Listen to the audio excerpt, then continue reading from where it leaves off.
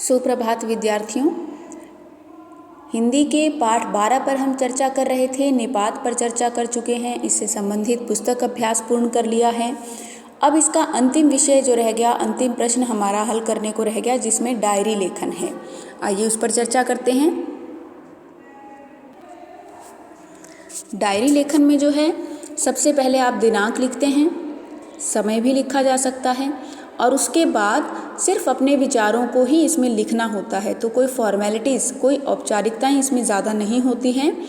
क्योंकि ये पाठ पौधे के पंख के आधार पर डायरी लेखन है, तो उससे संबंधित ही बच्चे के मनोविज्ञान संबंधी एक उदाहरण आपको भेज रही हूँ। आप इसके अलावा अपनी मर्जी से भी कोई अपना एक अनुभव डायरी रूप में लिख सकते हैं। सबसे पहले दिनांक, फिर समय, और फिर एक बच्चे की भावना के बारे में डायरी पे लिख रहे हैं कि आज जब मैंने अपने पिताजी से नई कंप्यूटर की मांग की तो उन्होंने आर्थिक तंगी का हवाला देते हुए मेरी बात को टाल दिया।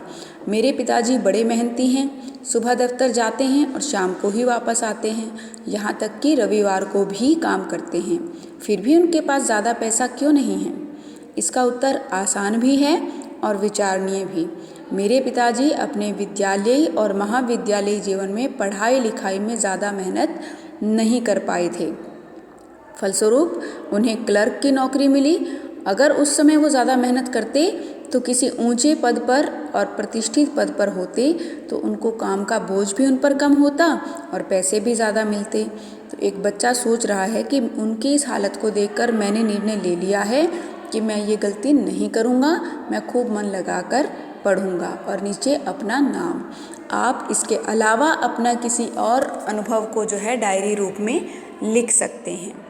तो आज का होमवर्क यही रहेगा कि पाठ 12 जो है वो पूरा करें और उसको याद भी करें।